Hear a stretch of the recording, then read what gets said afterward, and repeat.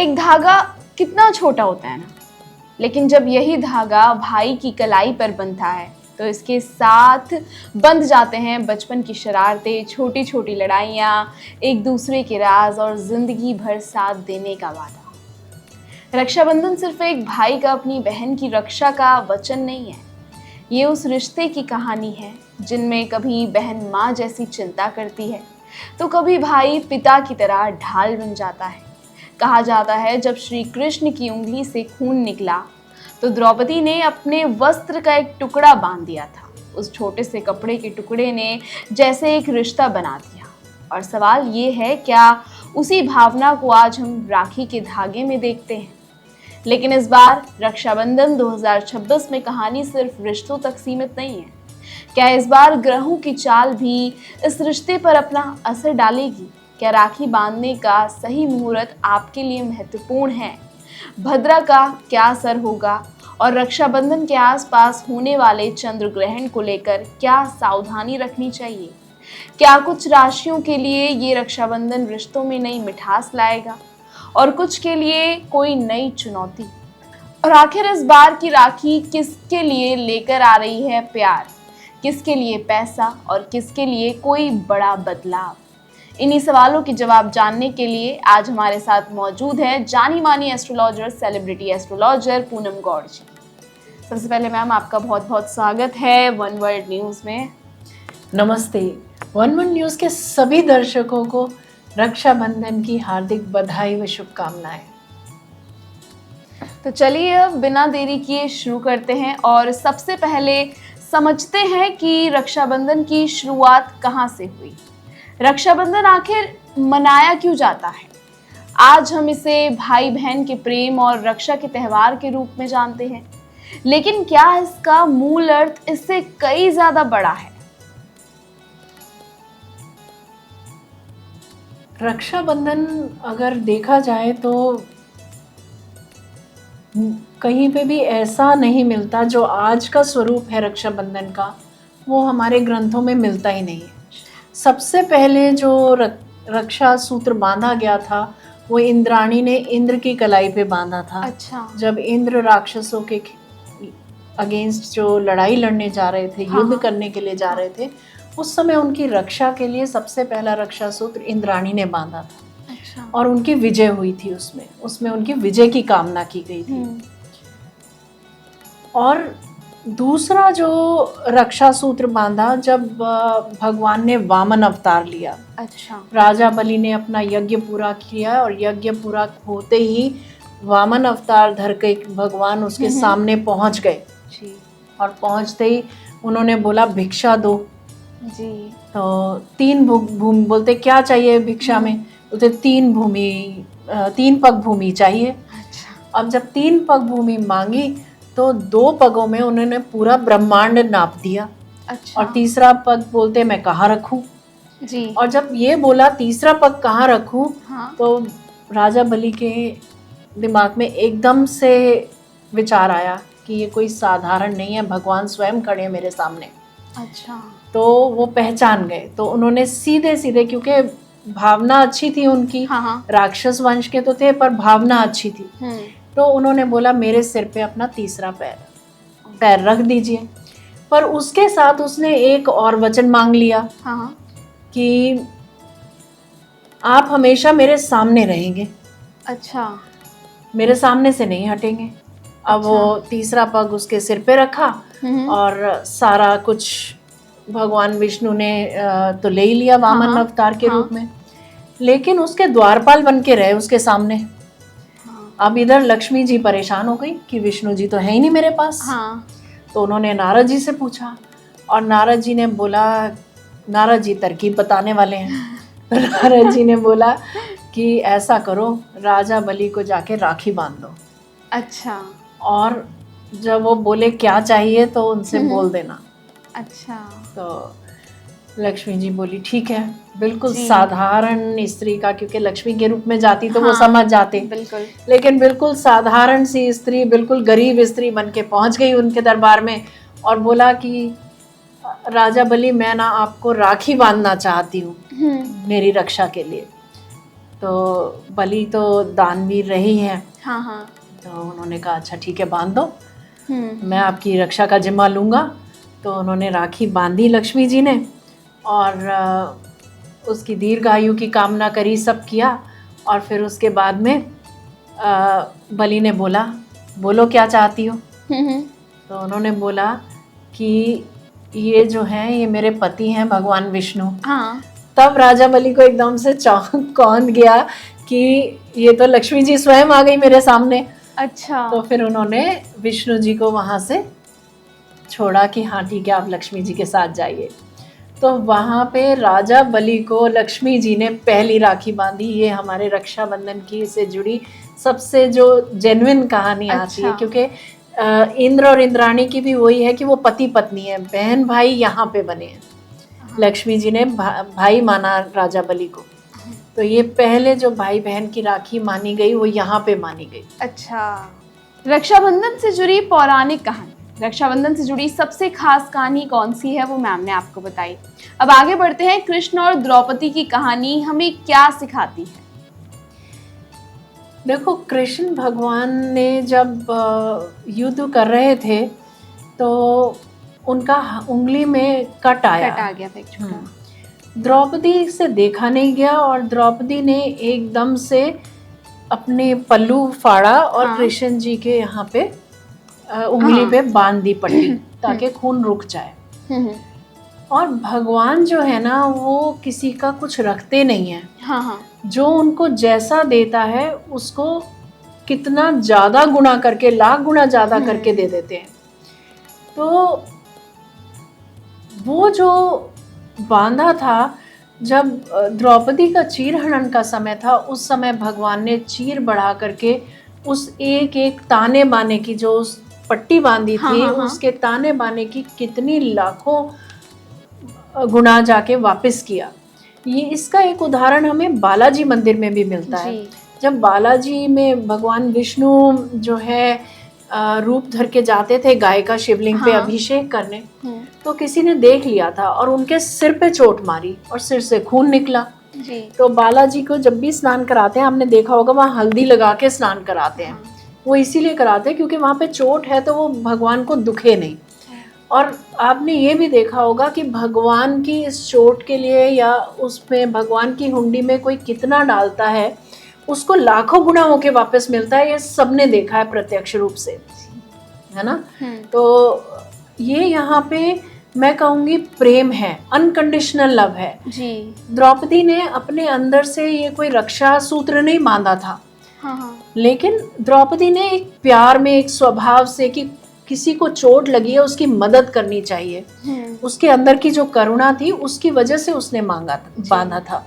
और वहीं पे भगवान ने उसका भाव देखा था और उसी भाव से भगवान ने मदद करी थी। जी। है ना। तो इसीलिए जब पूजा करते हैं तो अगर कोई अंदर ही अंदर मन में किसी को गाली दे रहा है, तो वो गाली लौट के वापस उतने गुना होके मिलेगी, ये सोच करके किसी और का ध्यान रखना। क्योंकि जब भगवान की पूजा करते हैं तो सिर्फ हम और भगवान, बस दो होने चाहिए, तीसरा कोई नहीं।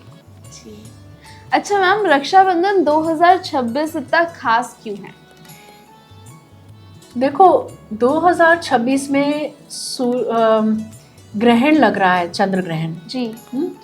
और हालांकि भारत में नहीं दिखेगा। अच्छा।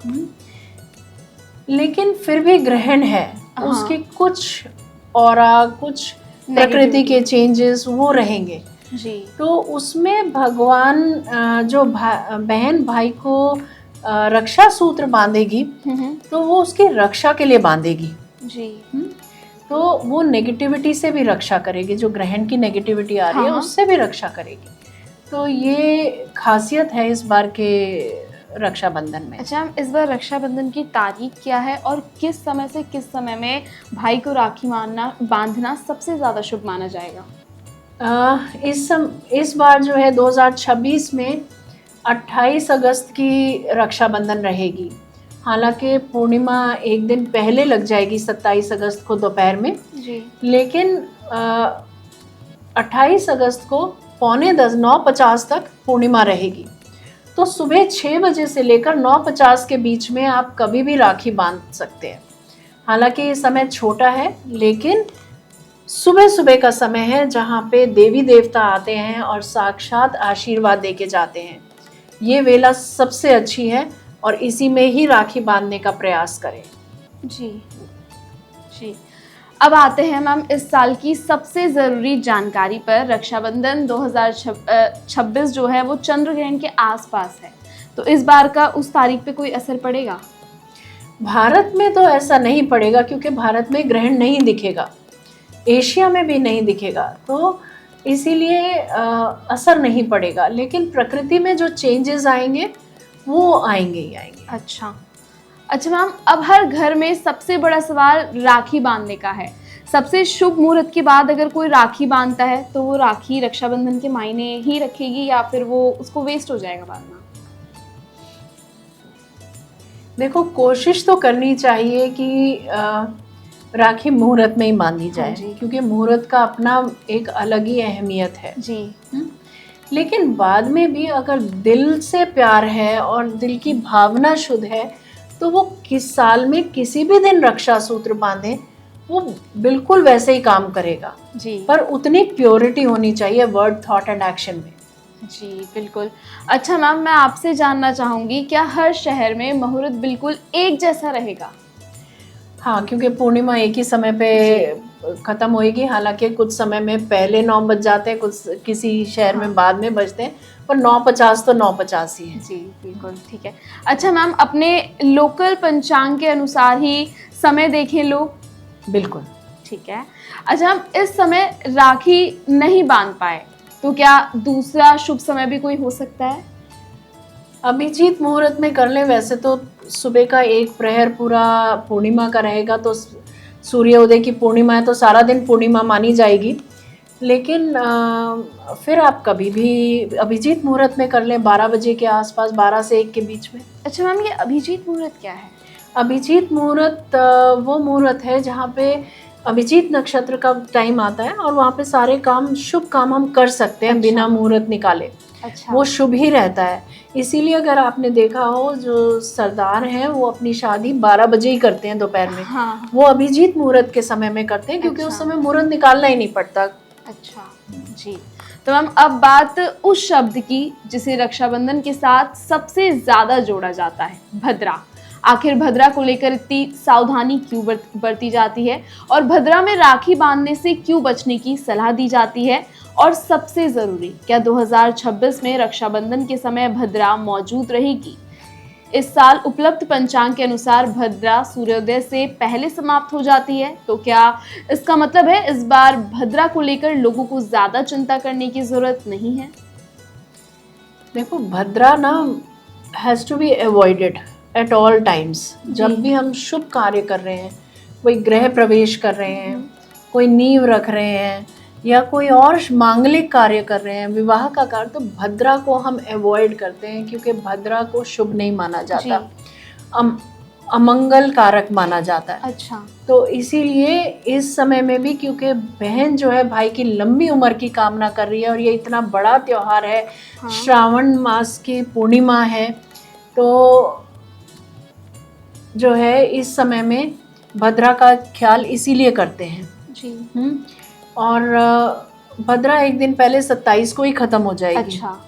तो इसीलिए 28 की, इसीलिए राखी 28 को भी मनाई जा रही है। भद्रा 27 को मनी नहीं सकती है। अच्छा। तो इसीलिए 28 को सुबह 6 बजे से लेकर और 9:50 तक के समय में आप रक्षा सूत्र बांध सकते हैं। इसके बाद में आप जैसे मर्जी बांधें, हंसे खेलें, मिठाई खाएं, बांटें। जी बिल्कुल। अब आता है इस साल के रक्षाबंधन का सबसे इंट्रिगिंग सवाल। 28 अगस्त को ही चंद्र ग्रहण भी है, तो क्या ये संयोग रक्षाबंधन को ज्योतिष की नज़र से और खास बना देता है? क्या इसका असर भारत में भी माना जाएगा? और अगर ग्रहण भारत में दिखाई ही नहीं देगा तो क्या यहाँ सूतक काल लागू होगा या नहीं? इस विषय में अलग अलग धार्मिक परंपराओं और पंचांगों में क्या दृष्टिकोण है और व्यूअर्स को प्रैक्टिकली क्या करना चाहिए? देखो, सूतक जब ग्रहण ही नहीं दिखेगा तो सूतक मनाया नहीं जाएगा जी। तो सूतक के नियम लागू नहीं होंगे जी। और वैसे दान पुण्य आप कर सकते हैं, पूर्णिमा के दिन है और आप उसमें मंत्र जाप, गुरु का मंत्र जाप आप कर सकते हैं। जी। आप जो जाप करना चाहते हैं वो कर सकते हैं, वो आपको फ़ायदा देगा। जी। लेकिन सूतक माना नहीं जाएगा। अच्छा, ठीक है। तो इस साल का जो चंद्र ग्रहण है, जो राखी के आसपास आएगा, वैसे तो उसका इंडिया से कोई कनेक्शन नहीं है, तो उसकी नेगेटिव इम्पैक्ट भी यहाँ नहीं देखने को मिलेंगे। तो जिस तरीके से रक्षाबंधन मनाया जाता है, आप उसी तरीके से मनाइए। अगर ग्रहण का ज्योतिषीय प्रभाव माना जाए तो 12 राशियों में किन राशियों को ज़्यादा सावधान रहना चाहिए? देखो, वैसे तो चंद्रमा जो है ना, जी। मन का कारक है। अच्छा। और क्योंकि उस दिन चंद्र ग्रहण लगेगा दिन के समय में, हम्म। तो मन, हमारी इमोशंस सब प्रभावित होंगी। जी तो बिल्कुल। कम से कम ये तो हमें ख्याल रखना चाहिए कि मन जो है, हम किसी के ऊपर गुस्सा ना करें, किसी से लड़ाई ना करें, ये थोड़ा सा हमें ख्याल रखना चाहिए। 28 तारीख को जो है वो चंद्रमा जो है वो कुंभ राशि से गोचर कर रहा होगा। जी। तो इसीलिए कुंभ राशि, क्योंकि चंद्रमा जो है वो मन का कारक है, इमोशंस का कारक है, और ग्रहण भी चंद्रमा को लग रहा है, तो सबसे ज़्यादा जो प्रभाव पड़ेगा वो कुंभ राशि के जातकों को पड़ेगा। अच्छा, तो मेरी भी कुंभ राशि है, तो इसमें मतलब मेरे पे भी प्रभाव पड़ेगा। तो चलिए अब आगे बढ़ते हैं इसी सिलसिले में। किस राशि के लिए मैम ये समय इमोशनल हो सकता है, और किसके करियर में बदलाव आएगा, किसके लिए फाइनेंशियल मैटर्स में मूवमेंट आएगी, और किस राशि के लिए कोई बड़ा नई अपॉर्चुनिटी विंडो खुल सकती है? देखो, कर्क राशि के जातकों के लिए, क्योंकि कर्क में उच्च का बृहस्पति आगे बैठा है, तो कर्क राशि के जातकों के लिए ये बहुत अच्छा समय रहेगा। Career wise, finances wise, property लेनी है या कुछ करना है, वहाँ पे बहुत अच्छा वो रहेगा उनके लिए। और उसी तरह मकर राशि वाले पे भी, क्योंकि गुरु की सीधी 7वीं दृष्टि पड़ रही है, तो वो भी फ़र्क पड़ेगा, तो इनको थोड़ा सा फ़ायदा होगा। अच्छा, बिल्कुल। अब मैम थोड़ा डीपर एस्ट्रोलॉजी पर आते हैं। इस रक्षाबंधन के आसपास कौन से ग्रह सबसे ज़्यादा महत्वपूर्ण रहेंगे? क्या चंद्रमा, शुक्र, गुरु या शनि की स्थिति रिश्तों और फैमिली बॉन्डिंग पर कोई खास प्रभाव डाल सकती है? और क्या ग्रहों की स्थिति के आधार पर यह अनुमान लगाया जा सकता है कि किस राशि के भाई बहन के रिश्तों में प्यार बढ़ेगा और किसे ईगो या मिसअंडरस्टैंडिंग से बचना चाहिए? बिल्कुल फ़र्क पड़ेगा। अच्छा। क्योंकि देखो, राखी पे सबसे ज़्यादा जो प्लैनेट्स इम्पैक्ट करते हैं, हाँ। वो करते हैं चंद्रमा, सूर्य। चंद्रमा इमोशंस हो गए, प्रेम हो गया। सूर्य आत्मबल, आत्मसम्मान, सम्मान का कारक है। उसी तरह शुक्र, और फिर आ गया हमारा बुध। जी। बुध ग्रह। तो ये सारे ग्रह जो है ना, राखी पे बिल्कुल इम्पैक्ट डालते हैं। अब सूर्य भी अपनी स्वराशि में बैठा है। हाँ। और गुरु जो है, जो सब मंगलों का कारक है, सब जो सुख सुविधा प्रदान करता है वो गुरु प्रदान करता है। तो गुरु जो है वो उच्च में बैठे हैं। तो इसीलिए ये जो राखी पे ये सारे के सारे जो ग्रह हैं, ये प्रभाव डालेंगे ही डालेंगे। अच्छा। हाँ, सिंह राशि वालों में क्योंकि सूर्य भी स्वराशि का होके बैठा है, तो सिंह राशि वालों को थोड़ा सा ध्यान देना पड़ेगा, क्योंकि ईगो बहुत बढ़ जाएगी उस समय। तो ईगो बहुत ज़्यादा बढ़ जाती है, तो इसीलिए उनको थोड़ा ध्यान देना पड़ेगा, ईगो अपना बैलेंस करके चलें। अच्छा, वैसे ये रिश्ते ऐसे होते हैं जहाँ पर प्यार ज़्यादा रहे तो अच्छा है। तो आपसे भी हम यही बोलेंगे, रक्षाबंधन भाई बहन का त्यौहार है, इसे अच्छे से खुशी की भावना से प्यार से मनाइए। अच्छा मैम, राखी पर भाई बहन को गिफ्ट देता है, ठीक है, लेकिन इस बार एस्ट्रोलॉजी में मनी और प्रॉस्पेरिटी का भी कोई खास एंगल दिखाई देता है। कौन सी राशियों के लिए आने वाला समय फाइनेंशियल ग्रोथ का संकेत दे सकता है? और क्या रक्षाबंधन के दिन कोई ऐसा छोटा उपाय है जिसे परिवार की समृद्धि और फाइनेंशियल स्टेबिलिटी के लिए किया जा सकता हो? बिल्कुल, बहुत अच्छा प्रश्न है जी। तो बेसिकली कर्क, कैंसर राशि वालों के लिए जी फाइनेंशियल ग्रोथ जरूर मिलेगी जी। और यहीं पे आके ये लगता है कि अब धीरे धीरे करके जैसे वो गोल्ड के और सिल्वर के रेट्स हाई हो रहे हैं, वो भी यही कारण है, क्योंकि गुरु उच्च का हो गया है ना। और क्या उपाय किया जा सकता है। जी हाँ, सबसे जरूरी। तो मैं ये बोलूँगी कि घर के जितने मेंबर्स हैं उतने मेंबर्स लाल या पीले रंग का धागा मंदिर में रखें जब राखी बांध रहे हैं।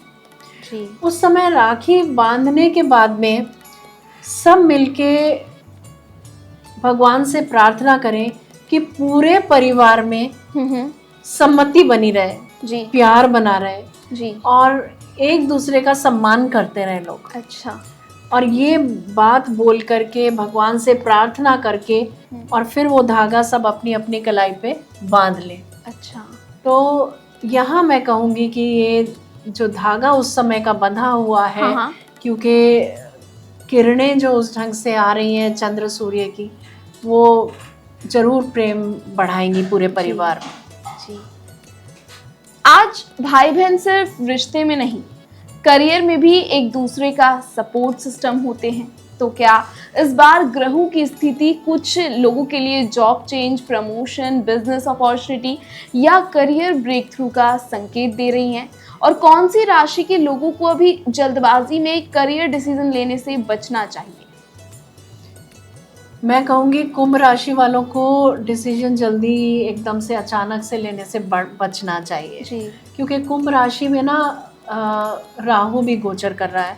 अच्छा। और राहु थोड़ा सा कंफ्यूजन क्रिएट करता ही करता है। अच्छा। तो थोड़ा सोच समझ के डिसीजन लें। आपकी जो खर्चे आपके आ रहे हैं, अनावश्यक खर्चे हैं, उनको थोड़ा रोक लें और जो ज़रूरी खर्चे हैं वो करें। जी। तो ठीक रहेगा। अच्छा, तो कुंभ राशि वालों, आपके लिए पहले भी बोला था संभल के रहिएगा, फिर से बोल रहे हैं संभल के, सोच समझ के खर्चा कीजिएगा। अब एक सवाल जो व्यूअर्स को जरूर पसंद आएगा, क्या भाई की राशि के हिसाब से राखी का रंग चुना जा सकता है? क्या किसी पर्टिकुलर ग्रह को मजबूत करने के लिए कोई खास रंग या मटेरियल की राखी शुभ मानी जाती है? अगर हाँ, तो मेष से मीन तक कौन सी राशि के भाई को किस रंग की राखी पहनना शुभ हो सकता है? जी बिल्कुल, हम बांध सकते हैं जी। क्योंकि जैसे मेष राशि है तो लाल रंग का धागा लें, रेशम, क्योंकि राखी में रेशम की डोरी बोलते हैं, तो रेशम का लाल रंग का धागा ले लें। वृषभ राशि वाले सफ़ेद या पिंक कलर का धागा ले लें और मिथुन राशि वाले ग्रीन कलर का। जी। और कर्क राशि वाले भी वाइट कलर का धागा ले सकते हैं। जी। और उसके बाद सिंह राशि आ जाती है, तो सिंह राशि वाले ऑरेंज कलर का धागा ले लें। उसके बाद में कन्या राशि आती है, तो कन्या राशि वाले ग्रीन या सी ग्रीन ऐसे कलर का धागा ले लें। और तुला राशि, कन्या के बाद तुला आ गई, तुला राशि वाले पिंक कलर या वाइट कलर का धागा हो गया। और फिर वृश्चिक राशि को लाल धागा, है ना। और फिर उसके बाद में आ गई धनु राशि, धनु और मीन राशि वाले पीले रंग का धागा बांध सकते हैं। और बीच में मकर और कुंभ राशि वाले थोड़ा सा वो येलो कलर का धागा बांध सकते हैं। जी। क्योंकि काला रंग ना शुभ नहीं माना जाता, तो यहाँ पे येलो कलर का धागा बांध सकते हैं। और मैं कहूँगी अगर किसी को प्रमोशन की या फाइनेंसेस की कुछ उस पर्पस से बांधनी है तो पीले रंग का धागा बांधें। पीले रंग का, ठीक है। अच्छा मैम, सिर्फ राखी ही क्यों, क्या भाई अपनी बहन की राशि के अनुसार गिफ्ट चुनकर भी रिश्तों में पॉजिटिविटी बढ़ा सकता है?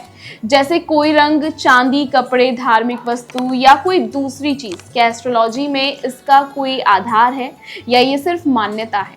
देखो, वैसे तो मैंने कलर्स बता दिए राखी के धागों के, हाँ, लेकिन मैं ये बोलूँगी कि जो आपके भाई को रंग पसंद है उस रंग की राखी ले जाना। जी। क्योंकि भाई खुश वही रंग देख के होगा जो उसे पसंद है है ना। बिल्कुल। तो यहाँ पे प्यार ज़्यादा मायने रखेगा, बनिस्बत के राशियों के अनुसार आप ये करें। जी। क्योंकि जो त्योहार ना जिस इंटेंशन से करना होता है वो वैसे ही किया जाए तो ज़्यादा अच्छा है, मेरा मानना यही है। अच्छा जी मैम। और रही बात गिफ्ट की, तो वैसे तो आपकी कुंडली के हिसाब से देख के बताया जाना चाहिए कि क्या गिफ्ट लेना चाहिए और क्या नहीं लेना चाहिए, या क्या देना चाहिए क्या नहीं देना चाहिए। जी। लेकिन आप, क्योंकि भाई बहन का ये त्योहार साल का इतना बड़ा त्योहार है, यहाँ पे कुछ भी नहीं देखा जाता, यहाँ पे सिर्फ प्रेम और भाव देखा जाता है। तो आप जैसा मर्जी गिफ्ट लेके जाइए, जो आपको पसंद है, जो आपके भाई की काम आ जाएगा, जो भाई देख करके खुश हो जाएगा, वो गिफ्ट आप ले जाइए। जी।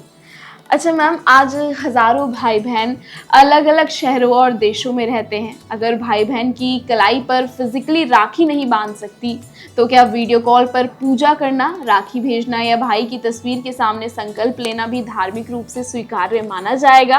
क्या दूरी राखी के भाव को कमज़ोर कर देती है, या भावना ही सबसे महत्वपूर्ण है?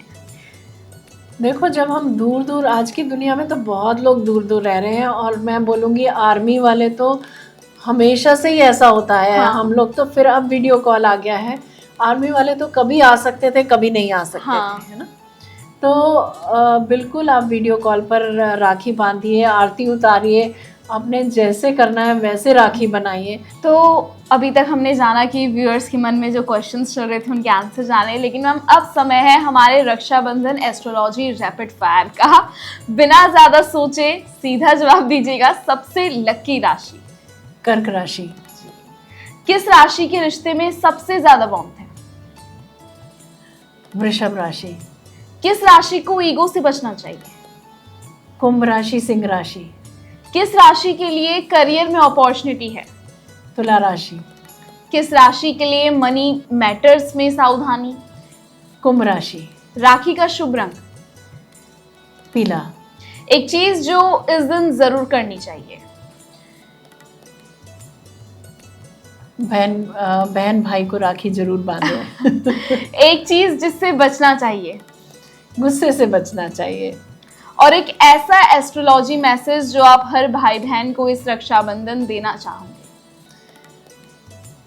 दिल से रक्षाबंधन मनाएं, प्यार से रक्षाबंधन मनाएं, भाव से मनाएं। ये नहीं कि मेरे भाई ने मेरे को 100 ही रुपए दिए या 1000 ही रुपए दिए, इतने नहीं दिए, उसके भाई ने उसको इतना दिया, मेरे भाई ने मेरे को कुछ नहीं दिया।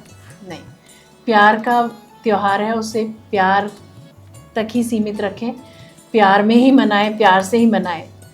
रेशम की डोरी की आन बान शान बनी रहे। अच्छा, एक सवाल यहाँ पर मैं और पूछना चाहूँगी कि जो राखी है वो कैसे बनाई जाए और किस तरीके से बांधी जाए? राखी, जो वैदिक राखी हम बोलते हैं, उसके लिए लाल या पीला रेशमी कपड़ा ले लें। उसके अंदर सबसे पहले दुर्वा डालें। दुर्वा घास जो है, उसकी एक खासियत होती है कि एक छोटा सा भी बोया जाए ना, वो बहुत जल्दी फैलती है, वृद्धि कारक होती है। उसी तरह हमारे भाई का जो घर संसार है वो दुर्वा घास की तरह फैले। जी। उसके अंदर अक्षत डालें। अक्षत समृद्धि का कारक है, शुक्र और चंद्रमा दोनों को रिप्रेजेंट करता है, समृद्धि का कारक है। जी। तो अक्षत डालें। केसर डालें। केसर सूर्य और मंगल को तेज करता है। जी। तो आत्मविश्वास बढ़ता है, साहस बढ़ता है, काम करने में मन लगता है। तो केसर डालें। और डालें इसमें पीली सरसों। पीली सरसों हमारे ग्रंथों के अनुसार शत्रुओं का नाश करने के लिए इस्तेमाल की जाती है। तो सब शत्रुओं को नाश के लिए, भाई के, मेरे भाई के शत्रु ना रहें, जी, उसको हर नेगेटिविटी से बचाया जाए, क्योंकि एक हमारे अंदर भी शत्रु रहते हैं, उससे भी छुटकारा उसको मिले, उसके लिए। और एक हल्दी की गांठ जरूर रखें, उसमें चाहे छोटी हो बड़ी हो जरूर रखें। वो लक्ष्मी के लिए, गुरु के लिए, जैसे भी आप मान लें, वो समृद्धि कारक होती है, धन की वृद्धि करती है। तो ये सारी चीज़ें उस पोटली में डाल के, उसको ऊपर से गांठ लगा के, और फिर रेशमी डोरा बांध के उसको तैयार कर लें पहले से ही, और फिर भाई की कलाई पे रक्षाबंधन वाले दिन बांधें। जरूर लाभ मिलेगा भाई को। जी। तो कृष्ण और द्रौपदी की कहानी हो या आज के भाई बहन की कहानी, रिश्ता हमेशा एक ही बात कहता है, तुम अकेले नहीं हो, मैं तुम्हारे साथ हूँ। शायद यही रक्षाबंधन की सबसे खूबसूरत बात है। ग्रहों की चाल बदल सकती है, समय बदल सकता है, भाई बहन के शहर बदल सकते हैं, लेकिन अगर रिश्ता सच्चा हो तो दूरी भी उस धागे को कमज़ोर नहीं कर सकती। इसलिए इस रक्षाबंधन सिर्फ राखी मत बांधिए, किसी पुराने झगड़े को ख़त्म कीजिए, किसी दूर बैठे भाई या बहन को फ़ोन कीजिए, और अगर कभी कह नहीं पाए तो इस बार बस इतना कह दीजिए, तू है, तू जो बचपन से आज तक मेरे साथ है।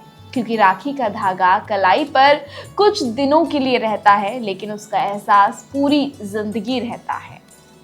इसी के साथ मैं पूनम गौर जी का बहुत बहुत शुक्रिया करना चाहूँगी इस खूबसूरत बातचीत के लिए। मैम, आपका बहुत बहुत धन्यवाद। आप आए, आपने हमारे दर्शकों के लिए अपना कीमती समय निकाला। अब सबसे बड़ी चीज़ हम ये बोलेंगे आपको कि रक्षाबंधन राखी का त्यौहार है, ये खुशियाँ लेकर आता है। तो अपनी राशि हमें बताइए कमेंट करके, अगर हो सकेगा तो हम आपको बताएंगे कि आपके लिए रक्षाबंधन कैसा जा रहा है। और ऐसी तमाम आने वाले सीरीज के लिए बने रहिए वन वर्ल्ड न्यूज़ पे। और आप सभी को वन वर्ल्ड न्यूज़ की तरफ से रक्षाबंधन की हार्दिक शुभकामनाएं। इस रक्षाबंधन राखी कलाई पर नहीं, दिल पर बांधिए।